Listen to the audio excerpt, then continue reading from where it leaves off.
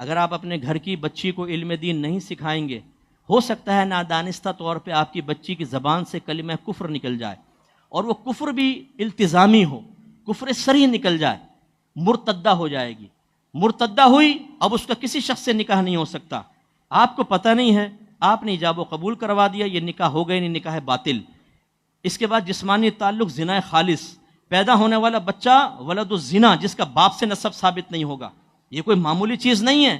جس نے علم دین کو حقیر اور کمتر سمجھا، اللہ نہ کرے یہ دن بھی دیکھنے پڑ سکتے ہیں، اور یہاں نہیں پتہ چلے گا، یہ پتہ چلے گا مرنے کے بعد، یہ پتہ چلے گا میدان محشر میں۔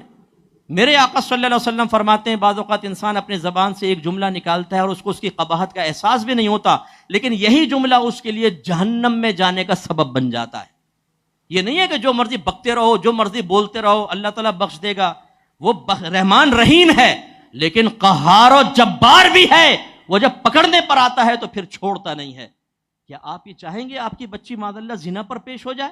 کیا آپ چاہیں گے کہ آپ کی بہن کے ساتھ یہ معاملہ ہو؟ تو علم سکھائیے نا۔ اسی طرح جو شادی شدہ یہاں ہونہار شوہر بیٹھے ہوئے ہیں، آپ نے اپنی زوجوں کو سکھایا ہے عقائد کا یہ معاملہ اور کلمات کفر کے بارے میں ضروری علم سکھایا ہے؟ اسی لیے میں اپنے شاگردوں سے کہتا ہوں اپنے گھر کے اندر کسی جاہلہ عورت کو قائم نہ رہنے دو۔ اس کا مطلب یہ نہیں ہے کہ طلاق دے دو بیویوں کو، انہیں علم سکھاؤ۔ عالم کے گھر میں جاہلہ عورت کا کیا کام؟ علم سکھائیے اسے، امتحان لیجئے، بار بار امتحان لیں، اپنی زوجہ کا امتحان لیں، عقیدہ پوچھیں ان سے، احکام شرعیہ عملیہ پوچھیں، گناہوں کے بارے میں سوال کریں۔ جب تک 100% مطمئن نہ ہو جائیں آپ کی کوشش رکنی نہیں چاہیے۔ پھر ہاتھ جوڑ کر میں نے دیکھا ہے بڑے بڑے علماء گھر میں جاہلہ عورت ہے، پیر صاحبان ہیں گھر میں جاہلہ عورت ہے، پیر صاحب رشد و ہدایت کا فریضہ سر انجام دے رہے ہیں، کوئی یہاں چوم رہا ہے، کوئی وہاں چوم رہا ہے، گھر میں عورت بالکل جاہلہ، کپڑے پاک کرنے بھی نہیں آتے، پیر صاحب ناپاک کپڑے پہن کے بیٹھے ہوئے ہیں اور چھو چھو چل رہا ہے ان کا۔ بھائی اپنے علم تو سکھائیں، اپنی زوجہ کو سکھایا، اپنے علم عقیدہ سکھایا،